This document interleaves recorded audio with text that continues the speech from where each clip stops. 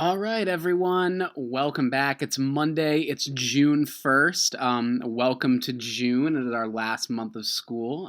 We are going to be digging into holes here. And as I said over here in our little assignment window, obviously this looks like mine. It's a teacher view. It won't look like yours. But we are getting into part 2 of the book here this week. And part 2 is where we're going to wrap things up. So pay very close attention to how the story is going to be getting pulled together here. And make sure that you're listening. You are going to be asked to complete a Flipgrid assignment, and then you're also going to be asked to do a little assignment right here as well. So pretty normal week for me. Miss Nair is going to be reading on Wednesday. But without further ado, let's get started. Chapter 28. After 20 years, Kate Barlow returned to Camp Green Lake. It was a place where no one would ever find her, a ghost town on a ghost lake. The peach trees had all died, and there was a couple of small oak trees still growing by an old abandoned cabin. The cabin used to be an eastern shore of the lake. Now, the edge of the lake was over 5 miles away, and it was a little more than a small pond full of dirty water. She lived in the cabin. Sometimes she could hear Sam's voice echoing across the emptiness. Onions. Sweet, fresh onions. She knew she was crazy.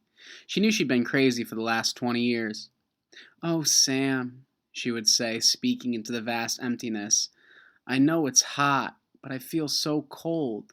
My hands are cold. My feet are cold. My face is cold. My heart is cold."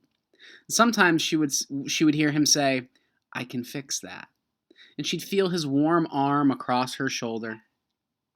She'd been living in the cabin about 3 months when she was awakened one morning by someone kicking open the cabin door. She opened her eyes to see the blurry end of a rifle 2 inches from her nose. She could smell Trout Walker's dirty feet. "You got 10 seconds to tell me where you hid your loot," said Trout, "or else I'll blow your head off." She yawned. A red-headed woman was there with Trout. Kate could see her rummaging through the cabin, dumping drawers and knocking things from the shelves of cabinets. The woman came to her. "Where is it?" she demanded. "Linda Miller," asked Kate. "Is that you?" Linda Miller had been in the fourth grade when Kate Barlow was still a teacher. She had been a cute, freckle-faced girl with beautiful red hair. Now, her face was blotchy, and her hair was dirty and scraggly. "It's Linda Walker now," said Trout. "Oh, Linda, I'm so sorry," said Kate. Trout jabbed her throat with the rifle. "Where's the loot?" "There is no loot," said Kate. "Don't gimme that," shouted Trout. "You've robbed every single bank from here to Houston." "You better tell him," said Linda. "We're desperate." "You married him for his money, didn't you?" asked Kate. Linda nodded. "But it's all gone. It dried up with the lake. The peach trees, the livestock. I keep thinking."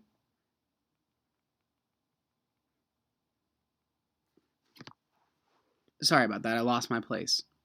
Linda nodded. "But it's all gone. It dried up with the lake. The peach trees, the livestock. I kept thinking, it has to rain soon. The drought can't last forever, but it just kept getting hotter and hotter and hotter." Her eyes fixed on the shovel, which was leaning up against the fireplace. "She buried it," she declared. "I don't know what you're talking about," said Kate. There was a loud blast as Trout fired his rifle above her head. The window behind her smashed. "Where's it buried?" he demanded. "Go ahead and kill me, Trout," said Kate. "But I sure hope you like to dig, 'cause you're going to be digging for a long time. It's a big, vast wasteland out there. You and your children and their children can dig for the next 100 years and you'll never find it." Linda grabbed Kate's hair and jerked her head back. "Oh, we're not going to kill you," she said, "but the time we're finished with you, you're going to wish you were dead." "I've been wishing I was dead for the last 20 years, said Kate. They dragged her out of the bed and pushed her out. She dragged her out of bed and pushed her outside. She wore blue silk pajamas. Her turquoise-studded black boots remained by her bedside. They loosely tied her legs together so she could walk, but she couldn't run. They made her walk barefoot on the hot ground. They wouldn't let her stop walking. "Not until you take us to the loot," said Trout. Linda hit Kate on the back of the legs with a shovel. You're gonna take us to it sooner or later, so you might as well make it sooner. She walked one way, then the other, until her feet were black and blistered. Whenever she stopped, Linda whacked her with the shovel. I'm losing my patience, warned Trout. She felt the shovel jab into her back, and she fell onto the hard dirt. Get up, ordered Linda. Kate struggled to her feet. We're being easy on you today, said Trout. It's just going to keep getting worse. It's just going to keep getting worse and worse for you until you take us to it. Look out! Shouted Linda. A lizard leaped toward them. Kate could see its big red eyes. Linda tried to hit it with the shovel, and Trout shot at it, but they both missed. The lizard landed on Kate's bare ankle. Its sharp black tooth bit into her leg. Its white tongue lapped out droplets of blood that leaked from the wound. Kate smiled. There was nothing they could do to her anymore. Start digging, she said. Where is it? Linda screeched. Where'd you bury it? Trout demanded. Kate Barlow died laughing. All right, so think about this. A few things. Why do you think Kate Barlow died laughing? What did she do here? What happened? What were they going to make her do? And she died. She got bit by a yellow-spotted lizard. But why would it be funny to her? Why would she not care that she died? And also, why would she be at this point where she's just not going to tell them? If she's not going to have the treasure, why do you think she doesn't want them to have it? And now we are on part 2, The Last Hole. Chapter 29. There was a change in the weather, for the worse. The air became unbearably humid. Stanley was drenched in sweat. Beads of moisture ran down the handle of his shovel. It was almost as if the temperature had gotten so hot that the air itself was sweating. A loud boom of thunder echoed across the empty lake. A storm was way off to the west, beyond the mountains. Stanley could count more than 30 seconds between the flash of lightning and the clap of thunder. That's how far away the storm was. Sound travels a great distance across a barren wasteland. Usually, Stanley couldn't see the mountains at this time of day. The only time they were visible was just at sunup, where the air became hazy. Now, however, the sky was very dark off to the west, and every time the lightning flashed, the dark shape of the mountains would briefly appear. Come on, rain, shouted Armpit. Blow this way. Maybe it'll rain so hard it'll fill up the whole lake, said Squid. Then we can go swimming. 40 days and 40 nights, said X-Ray. Guess we better start building us an ark. Get 2 each animal, right? Right, said Zigzag. 2 rattlesnakes, 2 scorpions, 2 yellow-spotted lizards. The humidity, or maybe the electricity in the air, had made Zigzag's head even more wild-looking. His frizzy blonde hair almost stuck straight up. The horizon lit up with a huge web of lightning. In that split second, Stanley thought he saw an unusual rock formation on top of one of the mountain peaks. The peak looked to him like a giant fist with the thumb sticking straight up. Then it was gone. Stanley wasn't sure whether he'd seen it or not. I found refuge on God's thumb. That was what his great-grandfather had supposedly said after Kate Barlow had robbed him and left him stranded in the desert. No one knew what he meant by that. He was delirious when he said it. But how could he live for 3 weeks without food and water? Stanley asked his father. I don't know. I wasn't there, replied his father. I wasn't born yet. My father wasn't born yet. My grandmother, your great-grandmother, was a nurse in the hospital where they treated him. He'd always talked about how she'd dab his forehead with a cool, wet cloth. He said that's why he fell in love with her. He thought she was an angel. A real angel? His father didn't know. What about after he got better? Did he say what he meant by God's thumb or how he survived? No, he just blamed his no good pig-stealing father. The storm moved further west, along with any hope of rain, but the image of the fist and the thumb remained in Stanley's head. Although, instead of lightning flashing behind the thumb, in Stanley's mind, the lightning was coming out of the thumb, as if it were the thumb of God. All right, so we're connecting some dots here in chapter 29. So Stanley's dad always talks about his great-grandfather finding refuge and surviving on God's thumb. And now that it's finally starting to rain and get cloudy at Camp Green Lake, We see that Stanley sees a peak that looks like a giant fist with a thumb sticking out of it. So, what connection can we make there? Stanley sees this in the distance, and his great grandfather, found refuge on God's thumb. What do we think the connection there is? Do we think Stanley should go to this place? Let's see. Chapter 30. The next day was Zigzag's birthday, or so he said. Zigzag lay in his cot as everyone headed outside. I get to sleep in because it's my birthday. Then, a little while later, he cut into the breakfast line just in front of Squid. Squid told him to go to the end of the line. Hey, it's my birthday, Zigzag said, staying where he was. It's not your birthday, said Magnet, who was standing behind Squid.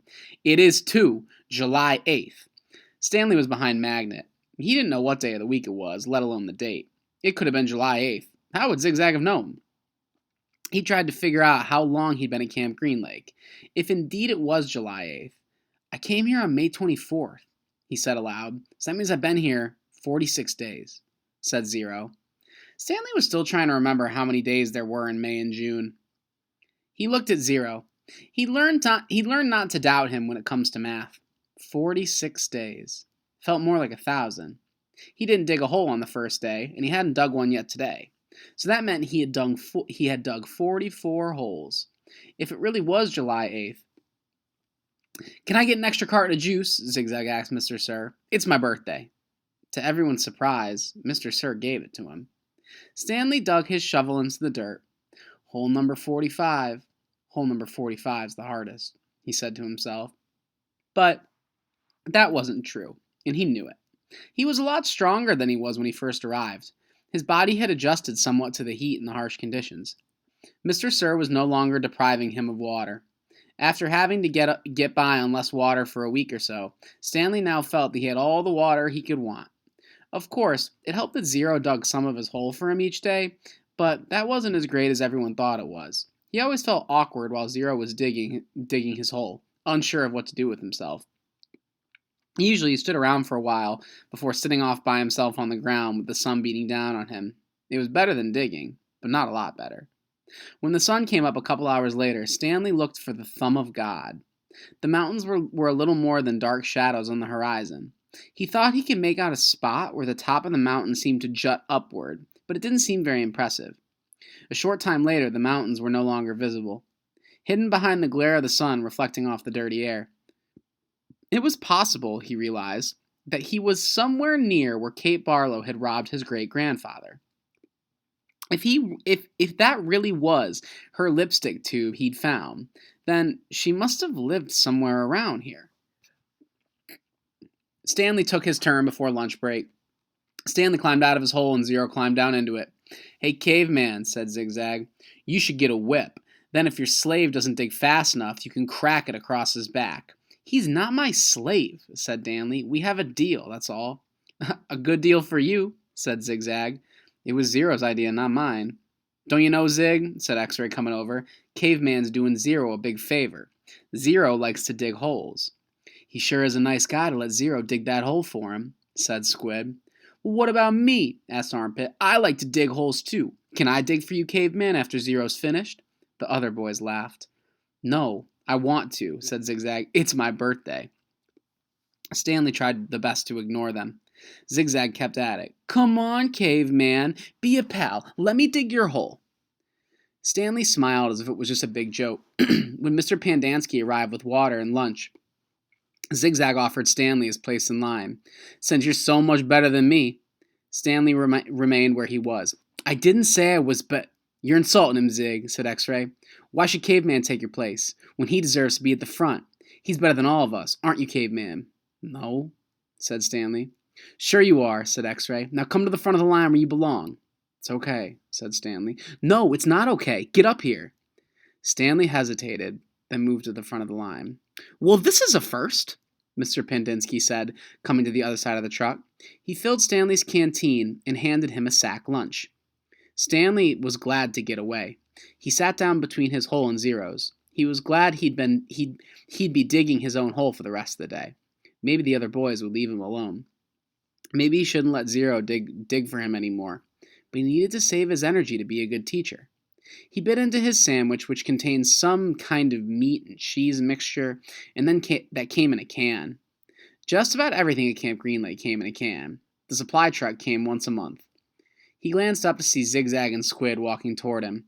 "I'll give you my cookie if you let me dig your hole," said Zigzag. Squid laughed. "Here, take my cookie," said Zigzag, holding it out for him. "No thanks," said Stanley. "Come on, take my cookie," said Zigzag, sticking it in his face. "Leave me alone," said Stanley. "Please, eat my cookie," said Zigzag, holding it under Stanley's nose.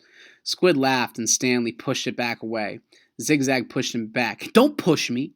"I didn't." Stanley got to his feet and looked around. Mr. Pandansky was filling Zero's canteen. Zigzag pushed him again. "I said don't push me." Stanley took a step backward, carefully avoiding Zero's hole. Zigzag kept after it. He shoved Stanley and said, "Quit pushing." "Lay off," said Armpit to him. Magnet and X-Ray joined in. "Why should he?" snapped X-Ray. "Caveman's bigger. He can take care of himself." "I don't want any trouble," Stanley said. Zigzag pushed him hard. "Eat my cookie," he said.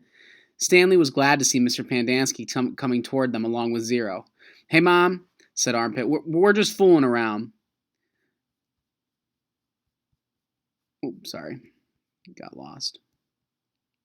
"We're just fooling around." "I saw what was going on," Mr. Pandansky said. He turned to Stanley. "Go ahead, Stanley," he said. "Hit him back. You're bigger." Stanley stared at Mr. Pandansky in astonishment.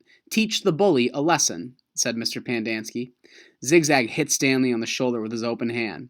"Teach me a lesson," he challenged. Stanley made a feeble attempt to punch Zigzag. Then he felt a flurry of fists against his head and neck. Zigzag had the hold of his collar with one hand and was hitting him with the other. The collar ripped and Stanley fell backward into the Nerf. "That's enough," Mr. Pandansky yelled. It wasn't enough for Zigzag, who jumped on top of Stanley. "Stop!" shouted Mr. Pandansky. The side of Stanley's face was pressed against the dirt. He tried to protect himself, but Zigzag's fists slammed off his arms and pounded his face into the ground. All he could do was wait for it to be over. Then, suddenly, Zigzag was off of him. Stanley managed to look up, and he saw Zero had his arm around Zigzag's long neck. Zigzag made a gagging sound, and he desperately tried to pry Zero's arm off of him. "You're going to kill him," shouted Mr. Pandansky. Zero kept squeezing. Armpit charged into them, freeing Zigzag from Zero's chokehold. The three boys fell to the ground in different directions. Mr. Pandansky fired his pistol into the air. The other counselors came running from the office. The tents are out on the lake.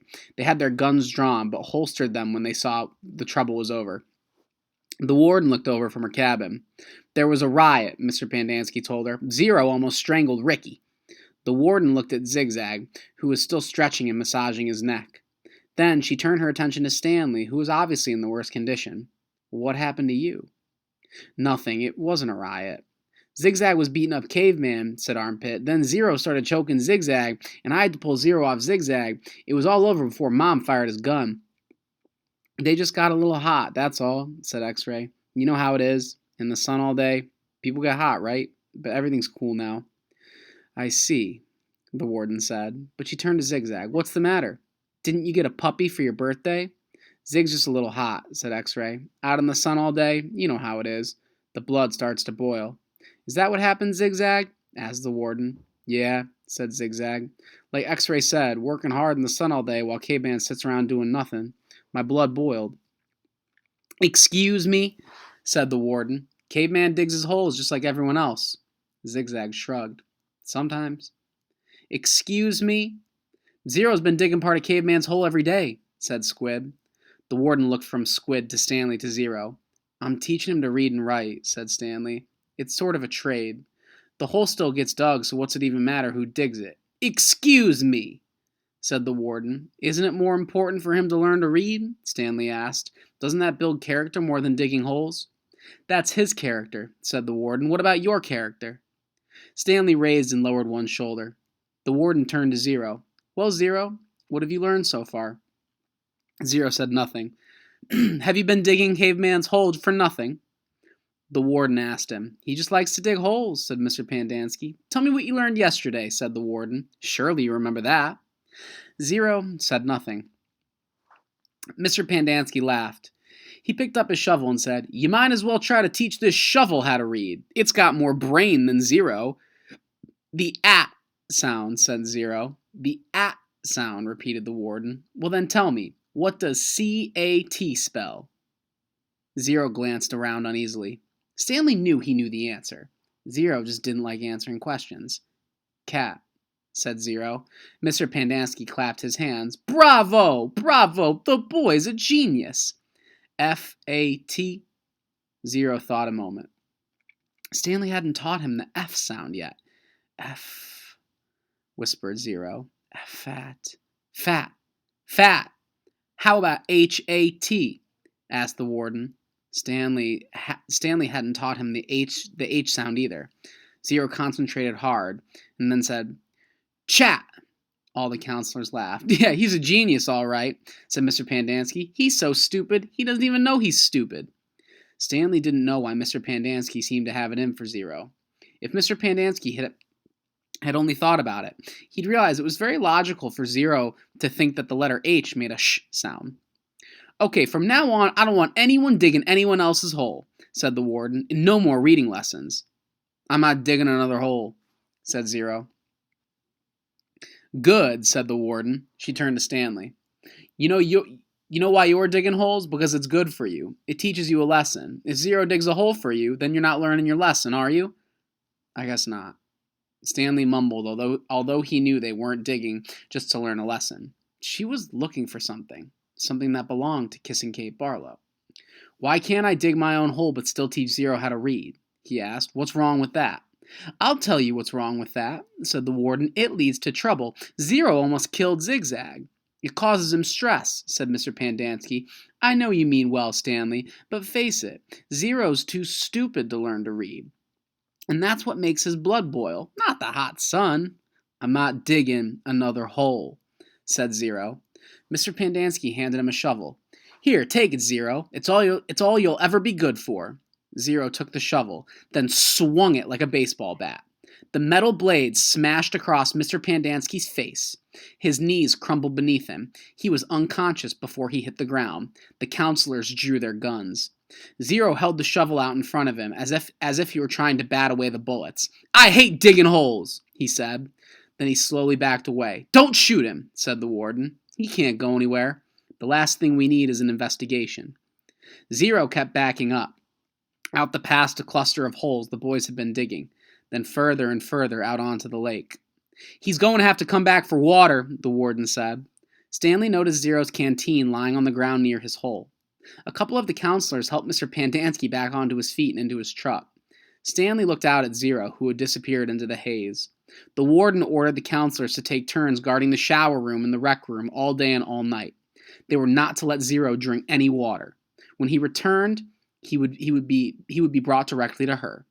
She examined her fingernails and said, "Almost time to paint my nails again."